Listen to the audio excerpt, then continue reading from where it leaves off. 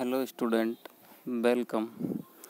Last lecture में हम partial differential equation linear homogeneous के बारे में पढ़े थे, जिसके अंतर्गत हमने linear homogeneous partial differential equation का जो सॉल्यूशन होता है वो किस फॉर्म का होता है, CF प्लस PI की फॉर्म में होता है। तो CF प्लस PI ये जो होते हैं, CF मतलब कॉम्प्लीमेंट्री फंक्शन और PI मतलब पर्टिकुलर इंटीग्रल, इसके बारे में हमने डिस्कस किया था। CF के बारे में डेरिवेशन में मैंने बताया था कि आपकी जो डिफरेंशियल इक्वेशन होती है उसके CF किस किस तरीके से हम फाइंड आउट कर सकते हैं। ऑक्सिलरी इक्वेशन के बारे में भी डिस्कस किया था, जिसमें हमने बताया था कि जो ऑक्सिलरी इक्वेशन होगी वो एक एल्जेब्रिक होती है, उसके रूट्स जिस टाइप्स के होते हैं उसके अकॉर्डिंग हमारा CF होता है। इमेजिनरी होते हैं तो क्या होता है, और रियल होते हैं तो क्या होता है, रिपीटेड होते हैं तो CF क्या होता है। इन सब के बारे में हमने आपको बताया था लास्ट लेक्चर में। आज के लेक्चर में हम जो पढ़ने वाले हैं वो हम कुछ एग्जाम्पल्स हैं जिसकी CF और PI हम निकालेंगे। तो स्टार्ट करते हैं। देखो, पहला एग्जाम्पल है आपके कि CF निकालना है, यानी कि आपकी ये जो डिफरेंशियल इक्वेशन है इसको सॉल्व करना है। तो देखो, ये इक्वेशन है आपकी, ठीक है। Del cube z upon del x cube minus 3 del cube z upon del x square into del y plus 2 del cube z upon del x del y का स्क्वायर इक्वल टू 0। तो जैसा कि मैंने आपको बताया था कि हम डेल अपॉन डेल एक्स को किससे डिनोट करते हैं, डेल अपॉन डेल एक्स को हम डिनोट करते हैं कैपिटल D से, ठीक है। तो इस पूरी गिवन इक्वेशन को हम क्या लिख सकते हैं, ये लिख सकते हैं, ठीक है। अब इसको ध्यान से देखना, आपके ये क्या है, which is homogeneous linear partial differential equation with constant coefficient. इस इक्वेशन नंबर 1 को ध्यान से देखो, इसकी जितनी भी टर्म्स हैं सब की डिग्री सेम है, ठीक है। फर्स्ट जो टर्म है उसकी डिग्री पावर कितनी है, 3, ठीक है। सेकंड है इसकी भी D स्क्वायर, एक स्क्वायर 2 है डिग्री D की और एक है D डैश की, तो 3 हो गया। ऐसे ही थर्ड वाले में एक पावर D की है और 2 D डैश की है, तो ये भी 3 हो गया। मतलब ये आपके होमोजीनियस हो गया, ठीक है। अब ये होमोजीनियस हो गया तो इसका जो सॉल्यूशन होगा, so its solution is Z equal to CF plus PI। अब यहाँ पर देखो PI बराबर 0 हो जाएगा क्योंकि RHS आपका 0 है, ठीक है। RHS 0 है तो PI 0 हो गया। इसका मतलब ये जो गिवन इक्वेशन है ये वाली, इसका सॉल्यूशन क्या होगा, Z equal to CF, only CF रह जाएगा, ठीक है।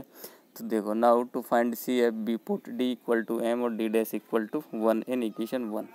मैंने बताया था आपको, ये जो इक्वेशन 1 होती है, ये जो आपकी गिवन इक्वेशन होती है, इसमें हम क्या करते हैं, D को रिप्लेस करते हैं स्मॉल m से और D डैश को रिप्लेस करते हैं 1 से, ठीक है। जैसे ही हम ये सब्स्टिट्यूशन देंगे तो आपकी इक्वेशन नंबर 1 जो है वो किस फॉर्म में हो जाएगी, ये बन जाएगी, ठीक है। अब देखो, इसको हमें क्या फैक्टराइज करना है, तो m पूरी इक्वेशन में से कॉमन ले लिया तो इतने में रिड्यूस होगी, और इसको फैक्टराइज किया तो हमारे पास ये बच गया, जो कि आप आराम से फैक्टराइज कर सकते हैं। तो m के रूट्स आ गए हमारे पास 0, 1, 2। अब ये देखना ध्यान से, रियल हैं और अलग अलग भी हैं, ठीक है, डिफरेंट भी है। तो इसका CF क्या हो जाएगा हमारे पास, देखो ये हो जाएगा 5 1 y प्लस MX होता है।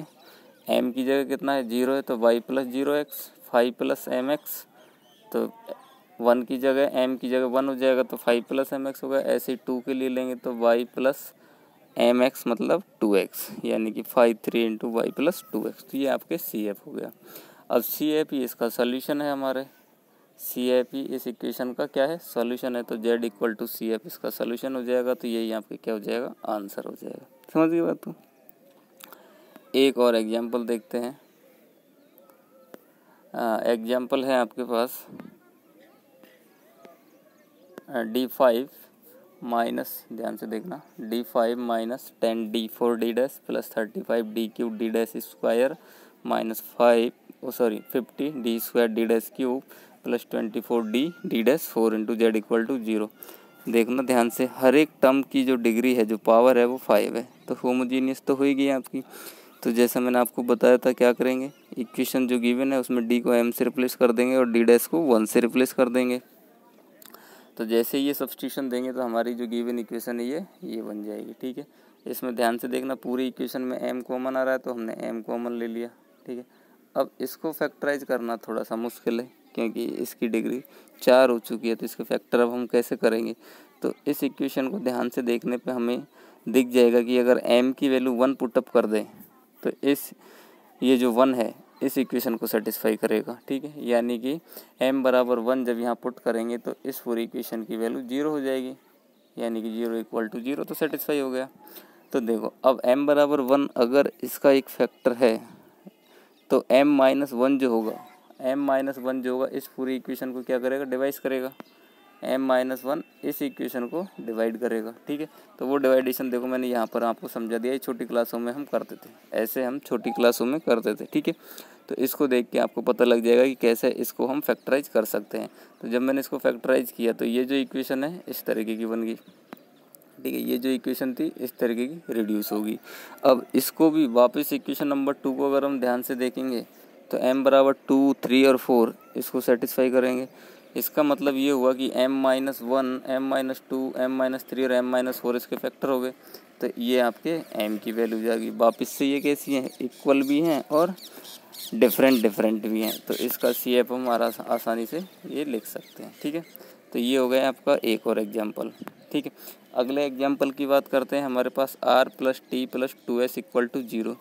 तो r + t + 2s, r/s-t के बारे में हम अच्छे से जानते हैं, पढ़ चुके हैं। r की वैल्यू क्या होती है, s की वैल्यू क्या होती है और t की वैल्यू क्या होती है। देखो r = इतना होता है, यानी कि इसको d² लिख सकते हैं। s = ये होता है, यानी कि d × d' लिख सकते हैं, और t की वैल्यू ये होती है। ठीक है, इनके बारे में हम जानते हैं। पार्शियल डिफरेंशियल इक्वेशन में r का मतलब डबल डेरिवेटिव z का विद रेस्पेक्ट टू x, ऐसे ही t का मतलब double derivative with respect to y, और s का मतलब होता है x और y के रेस्पेक्ट में डिफरेंशिएशन पार्शियली। ठीक है, तो ये आपकी जो गिवन इक्वेशन है ये आपकी किस में रिड्यूस हो जाएगी, इसमें रिड्यूस हो जाएगी। तो देखो होमोजीनियस है, वापस से वही हम सब्स्टिट्यूशन देंगे, m की वैल्यू निकालेंगे, -1 आ गई, रिपीटेड आ गई। तो रिपीटेड के लिए मैंने क्या बताया था आपको, देखो y 5 y माइनस mx। ठीक है, अब -mx y + mx होता है, बट यहाँ पर -1 है तो y - x हो गया। अब x × 5 y - mx, x इससे मल्टीप्लाई हो जाएगा। ये मैंने आपको बताया था डेरिवेशन में लास्ट लेक्चर में कि कैसे ये वैल्यूज़ हम पुटअप करते हैं, कैसे CF लिखते हैं जब हमारे वैल्यूज़ m की रिपीटेड आती हैं। तो अगर एक और वैल्यू आ जाती, सपोज एक -1 और होता, तो हमारे रूट क्या हो जाता, ये CF क्या हो जाता, +x² + 5 और y - x, ये हो जाता हमारे। ठीक है, और होता एक और होता तो x³ 5 4 y - x हो जाता। ऐसे n टाइम्स हम चला सकते हैं, ये मैंने आपको बताया था लास्ट लेक्चर में, आप देख सकते हैं पिछले लेक्चर में। ठीक है, तो ये आपके हो गया CF के बारे में।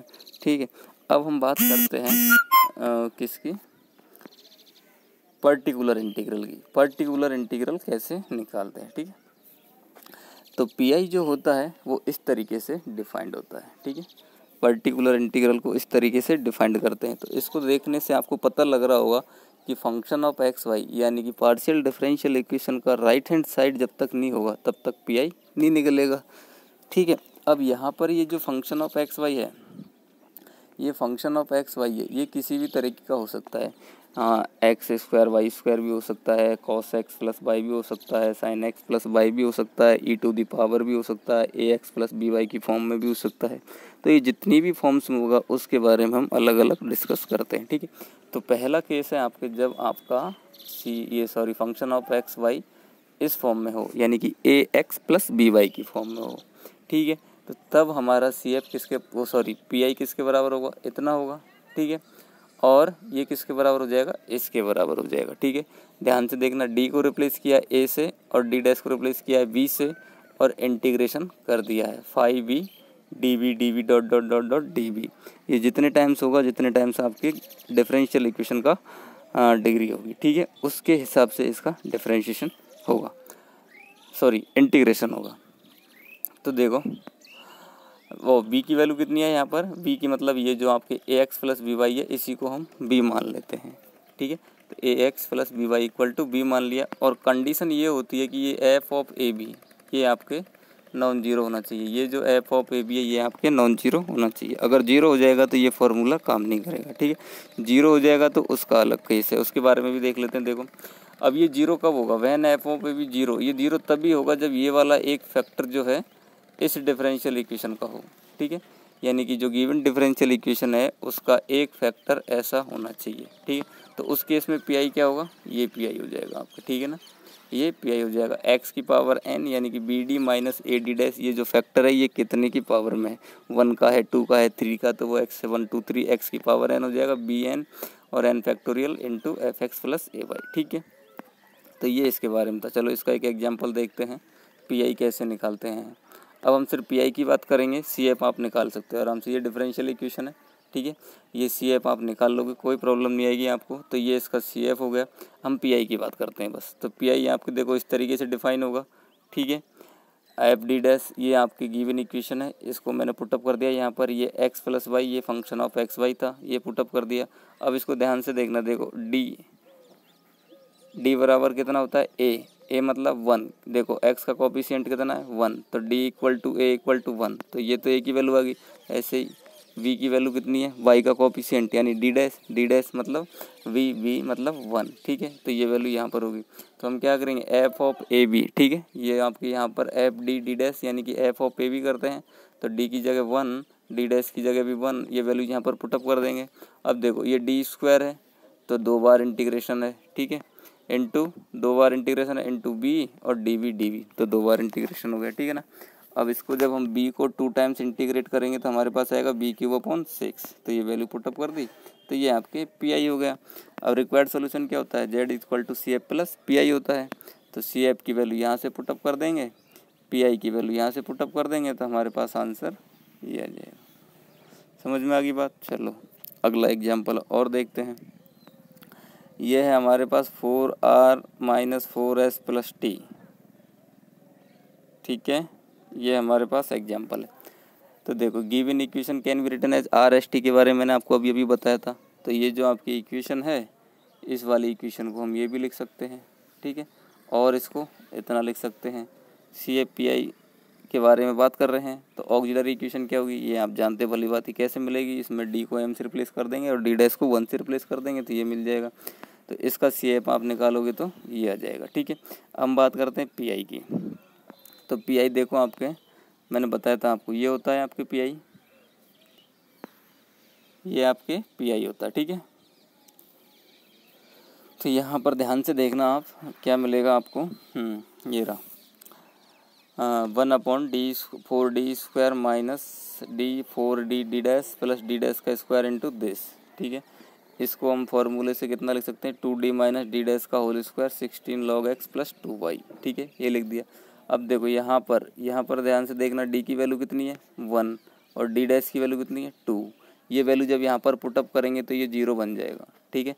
तो हम यहाँ पर वो फार्मूला नहीं लगा सकते, इसलिए अब यहाँ पर हम ये वाला फार्मूला अप्लाई करेंगे, ठीक है। ये वाला फार्मूला अप्लाई करेंगे तो देखो x की पावर n कितना है 2, तो x स्क्वायर हो गया। b की पावर n, b कितना है यहाँ पर देखना 2, तो 2 की पावर 2 और n कितना फैक्टोरियल 2।